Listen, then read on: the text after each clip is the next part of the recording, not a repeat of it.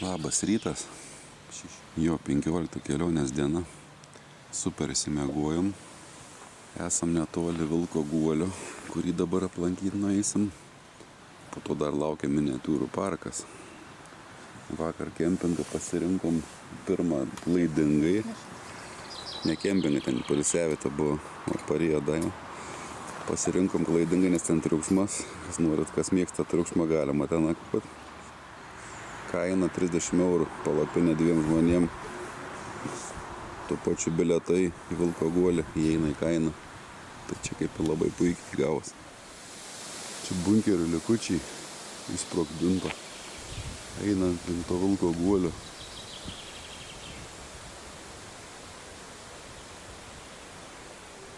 Buvo galingi bunkeriai. Čia visur žiūrint. Čia va bunkerių gabalai ištaškyta viskas.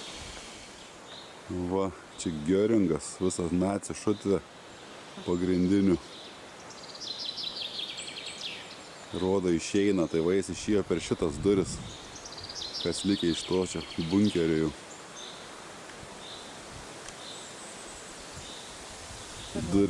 Duris likė ir likęs langelis, va, kaip stovėjo. Čia visas tas susprogdintas, ištaškytas, manyt, bombino jos kaip reikiant. O šitą vietą atrodė taip, buvo toks bunkeris pastatas. Ir viskas daužyta. Ir čia dar vienas vamatas, masyvi struktūra bunkerio.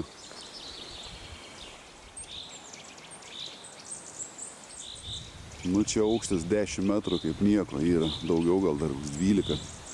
Tos sienos, to bunkerio.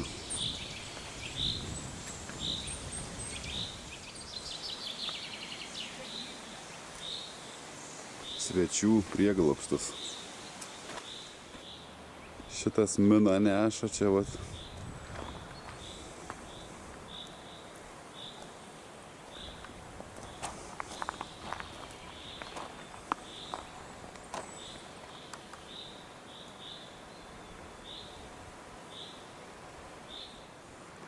Staugiantis vilkas nuo Vilko guolio. Čia kaip simbolis koks padarytas paminklas. Kur čia Daiva įsilipa į kokį griuvėsį. Čia dar originaliai. Palauk, kas čia buvo, mes galim biškį pradžioje apsižiūrėsim ant lentos, kas čia per daiktas yra.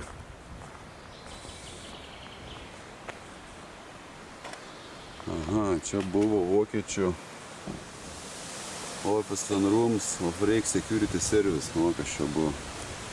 Šito pastato, kas likė yra. Na va. Istorija. Kas liko iš patalpų.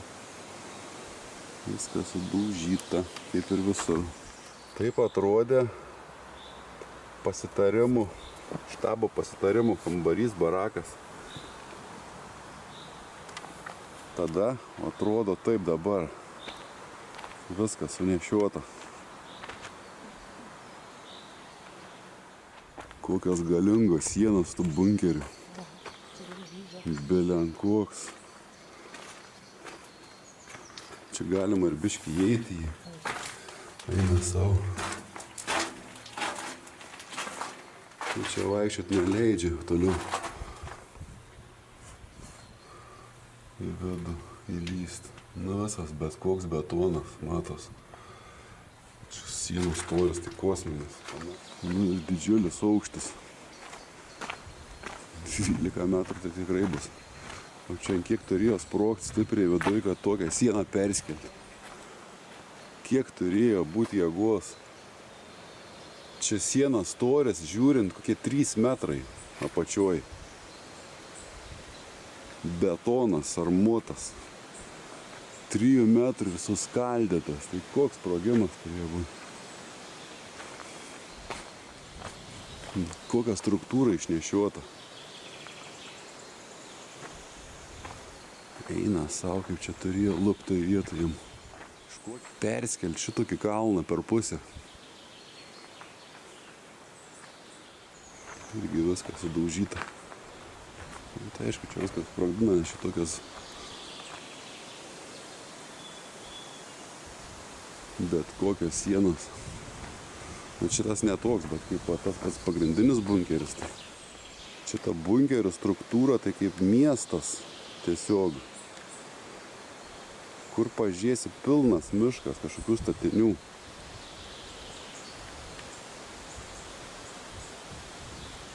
Visur. Čia panašu į garažus kažkokius tai. Angarai kažkokie buvę. Čia jau tokios apsaugos nėra kaip tam bunkerį pagrindiniam, čia sienos. Tai paprastai viskas biškai pastorinta bus.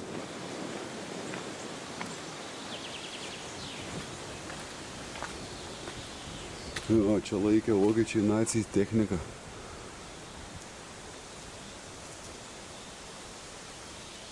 Čia dar yra į požeminius įėjimus galima įlįsti, bet jau čia laiko nebeturim ir nelysim. Per tvorą reiktų persikabot, tai yra koridorius ten. Vedavo po šito, bet greičiausiai gal užgriuvę bus, nes čia mato sukritę akmenis. Bormano slėptuvė. Bormanas šitam sėdėjo sarkofage. Irgi ne ką prasčiau nei pas Hitlerį. Irgi aukštas tas pas kaip 13 metrų koks. 12-13. Na irgi vedu įeiti neleidžia. Kaip piramidė Egipto jausmas toks, kad žiūrėtum. Kadangi čia kamerų pristatyta, nenoriu lįst, neprisičiūdinčiau, bet šiaip galima įeiti gan saugiai ten. Nuskilęs vas kampas. Lygiai panas, tai baisiau susprogdintas. O, čia irgi sienų nuvirtus visą. Čia kažkas paramstė, kad nenugriūtų visai. Pagaliai. Nežinau, kiek čia tas parėmimas toks laikytų čia tokia. Čia kaip degtukai šitie sulūžtų, jeigu jisai iš tikrųjų norėtų virsti. Šitoks kalnas betono, gelžbetonio. Kosmosas, čia kosmosas galima čia vyst biškį. Nu, tai čia vidų nėra kur eiti, va, viskas užvirtė. Neįeisi toliau, susprogdinta. Kiek vat armatūros matos, trypų, metalo sijos. Mes turim pagrindinį, dėl ko važiavom pasižiūrėti. Pono Adolfo Hitlerio bunkeris. Pono Adolfo Hitlerio bunkeris. Nu irgi, šitas turbūt yra dar didesnis žvanos visus kitus iš tikrųjų. Aukščių. Dar po to bunkerio buvo dar vienas apsauga. Kokonas tas didžiulis buvo, matos. Struktūra ten viduj dar visai sveikas likęs. Šitas storas sienos, tik tai apvalkalas pasirodo, kažkoks yra. O po apačia va dar matos. Ir šitas iš vis nepažeistas. Šikšnosparnių gali būti.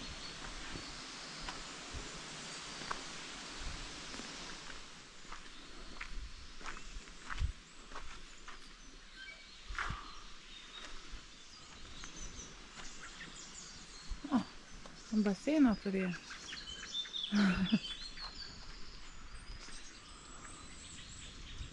O, baseinas. Kitos pusės. Kaip visas, pažiūrėk, trukinėjęs gabalais. Tai ką tu nori? Ant kiek turėjo būti sprogimas 5 metrų storio sienos kažkitos. Nori, ar baseiną turėjo dar? Viską baseiną turėjo, viską. Baseinas neprasgentinis buvo, bet kažkas. Nesvaru.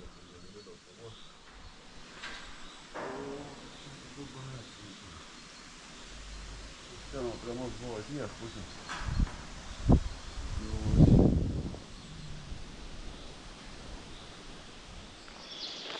Dar plėtelė išlikė, įdomu, čia to laikmečio. Visai gali būt. Nu, visai gali būt, kad čia plėtelės dar likė yra. Tai kazino, čia kazino. O, tai kazino po žemės buvo.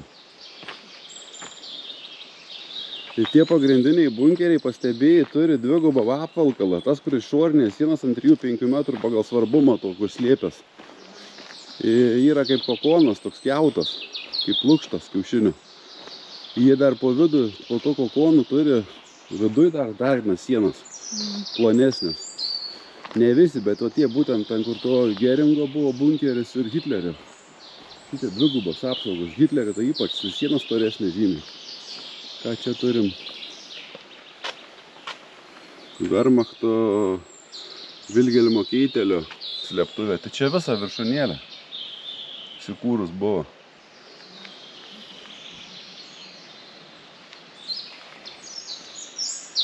Nu, Keitelis susprogdino, aišku, kaip be jų.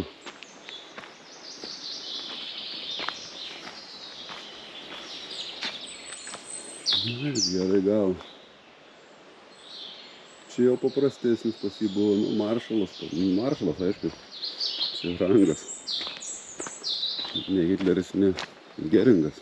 Laiko stokos mes nebeisim ten visų ten kitų smulkiutų žiūrėti, nes šis struktūros didžiulės yra. Kad šitą visą mišką išvaikščioti turbūt gero pusdienio reikia, taip normaliai ar net dienos visos. Jeigu viską norinčių normaliai išniukštinėti, palandžioti, tai einam link kempingėlio, rinksime šmutkeles ir mausim toliau. Ką, judam 15 kelionės dieną. Šiandien nusimato nakvojimas kažkur laukuose, nieko nebus. O gal kažkaip pasiseks, nežinia. Tiesiog važiuojam. Tai pažiūrėsim, kur čia vakarė pakris. Kol kas takai geri, bet jau už kelių šimtų metrų išsuksim iš tų takų į keliukus kažkokius, gal žvyrkelius, gal ką. Koks updeitas, 1200 km šiai dienai nuvažiuoti. Ilgas su manim šnekite su kamera. Pasitark. Bomžaujam toliau. Ką iš čia daro? Aš pavargau nuo tokio gyvenimo stiliaus. Jau 15 dienų. Valgy belia kur, miegi belia kur, Daiva jau klausies belia kur. palūžo šiandien. O man patinka. Aš galėčiau bomžauti taip ilgai. Jeigu atostogų turėčiau daug. Ką šiandien valgysim, pusryčiam beef guliašų. Ką jūs čia darot? Spagetį? Su jautina. Nu ką, bomžaujam čia savo Lenkijos laukuose. Obuolių tyrelės turiu. Skanu. Aš visą laiką galvoju, kad čia yra gazikas. Bet čia pasirodo ir gaziką rusai pavogė. Nukopijavo. Čia ne gazikas. Čia kažkoks tai va. Va šito tai nebuvo matęs. Bepilotis bombos. Vokiškas dronas. Antro pasaulinio laikų.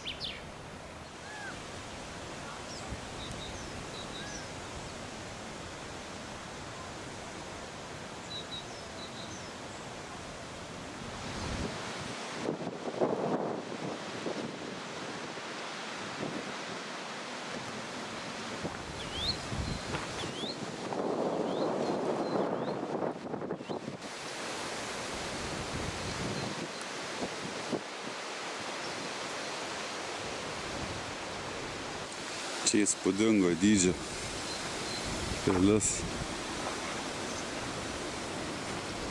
Ten biškį dar trūksta tokio atidirbimų. Jo, Malburgo pilis, va būtent ir šitas 8 metrų aukščio Marijos Statula, jo, čia Malburgo pilis modelis.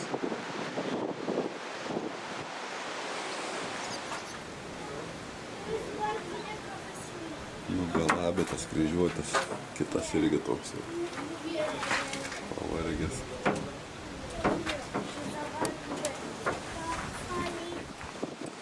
Pasikaltusiems trinkos. Čia raganai sudegint. Toks devaisas. Na čia tai aišku, kas ešafotas. Kepdavo akmenukų kotletus, o būdavo kieti riteriai seniau. Kepdavo akmenukų kotletų. Gerai.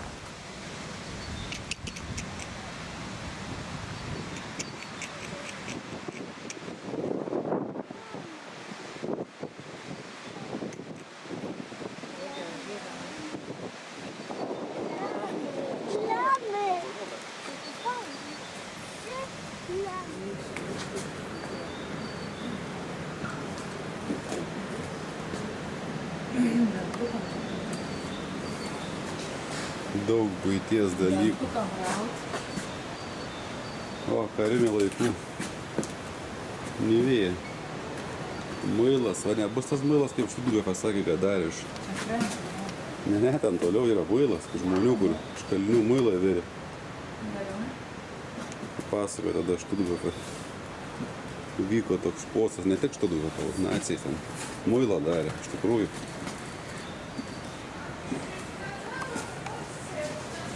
Ir kas įdomiausia, po šito muilo darimo išvengė tas bausmės vadovas. Neatsimenu pavardės, dabar to vokiečių. Savo mirtim numirė. O, šiaip aparatas. Rūdžių danga. Opel Kadett 39 metų. Kam Kadett? 39 Opeliukas. Kadettukas. Ne, kas iš jo lieka, tik kėbulas, kažkoks mažas.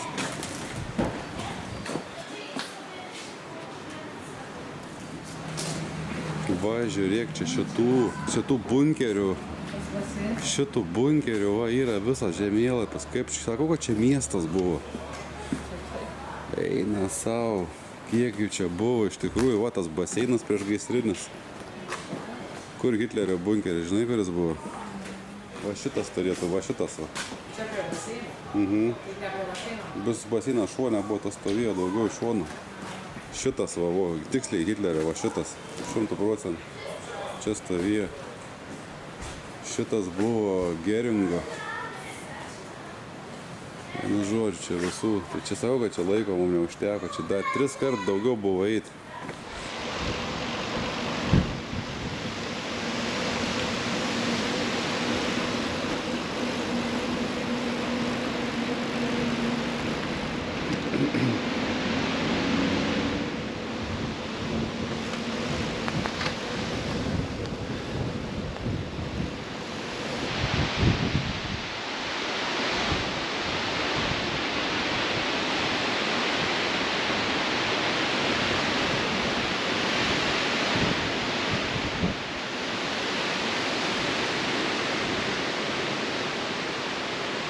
Nu, čia nerimtas vėjas, tiksliai. Kaip išvažiuoja, jeigu šoną gauna, tai metai griovė. Į priekį tai jau minturi, kad ir pakalnį. Kelias vingiuoja, tai visai būna. Sakas laužo, pavojinga važiuoja, jūsiai tie. Tokį vėjų dar nesam važiavę.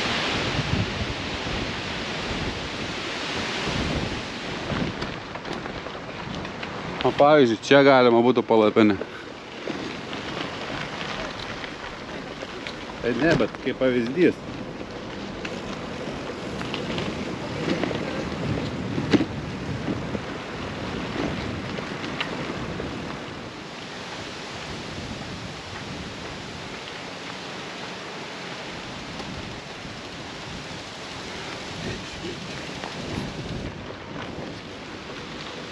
Aštuntas kylas per mišką. Šiaip labai gerai, užuovėje gera. Dengia nuo vėjo. Kelias nėra prastas. Visai neblogai čia man pukšėti. Keleliais, kaimais, vienkiemiais. Pravažiavam dienos normą, dabar ieškam, kur čia nakvot, dar anksti kaip ir. Kai 8 valandą, kur 7 nusimesim. Paėsim, ką rasim. Vėjas tai žiaurus, daužo. Vėjas daužo.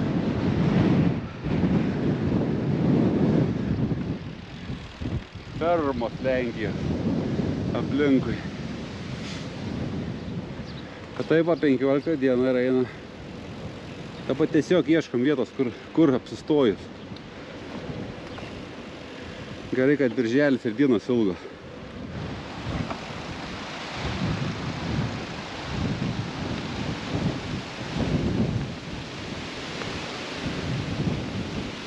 Nu ir paškavai? Taip. Ir paškavom. Oi, kokia gera betonkė.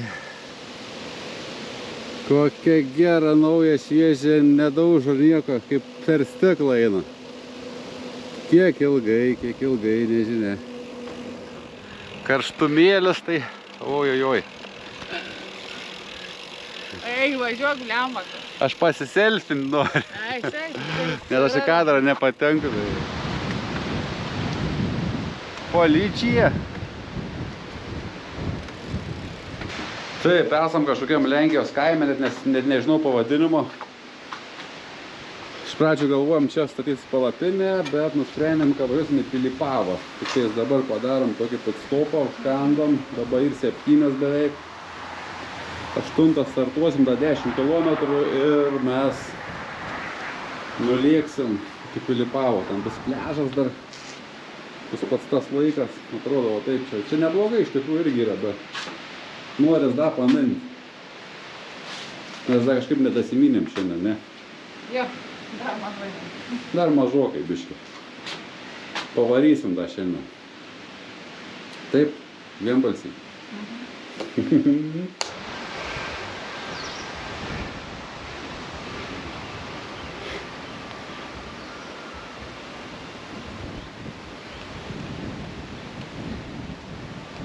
Ten būtume pasistatę, būtų ramiausiai, o tai ne. Grįžtam.